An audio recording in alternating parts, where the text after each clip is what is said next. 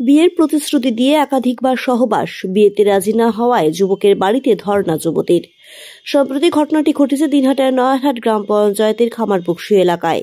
এই ঘটনায় বেশ আলোড়ন সৃষ্টি হয়েছে এলাকায়। জানা যায়, দিনহাটা বড় শোলমারি গ্রাম পঞ্চায়েতের এক যুবতীর সঙ্গে দিনহাটার নয়ারহাট গ্রাম পঞ্চায়েতের খামারবকশী এলাকার এক যুবকের 4 মাস আগে সোশ্যাল মিডিয়ায় প্রেমের সম্পর্ক গড়ে ওঠে।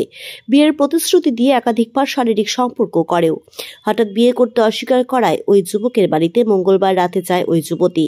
কিন্তু যুবতীর অভিযোগ, সেই সময় বাড়ির লোকজন তাদের মারধর করে বাড়ি থেকে বের করে দেয় এবং বাড়ির লোকজন ঘরের দরজায় তালা দিয়ে চলে যায়। ওই যুবক ও তার বাড়ির লোকজন বাড়িতে না থাকলেও মঙ্গলবার রাত থেকে বিয়ের দাবিতে তার বাড়ির বারান্দায় ধর্ণা বসে রয়েছেন ওই যুবতী। ওই যুবতী বলেন, 6 মাস আগে ওই ছেলে ও তার পরিবারের লোকজন আমাকে দেখতে যায়। দেখে আসার পর সোশ্যাল মিডিয়ায় সম্পর্ক গড়ে ওঠে। তারপরে 4 মাস ধরে প্রেম, বিয়ের প্রতিশ্রুতি দিয়ে একাধিকবার সহবাস করে, কিন্তু এখন বিয়ে করতে অস্বীকার করছেন। তাই বাধ্য হয়ে ধর্ণায় বসেছি। যদিও ওই যুবক ও তার পরিবার বাড়িতে না থাকায় কোনো প্রতিক্রিয়া পাওয়া যায়নি। আমি ধর্নায় বসেছি। বিপুল বর্মন দিনের পর দিন আমাকে বিয়ের প্রতিশ্রুতি দিয়ে এবং আমার সাথে শারীরিক সব কিছুই হয়ে গেছে, তারপরেও আমাকে বিয়ে করতে এখন চাইছে না। কি বলছে?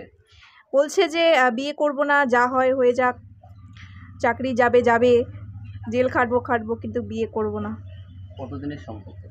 আমাদের 4 মাস। সে কি এখন কোথায়?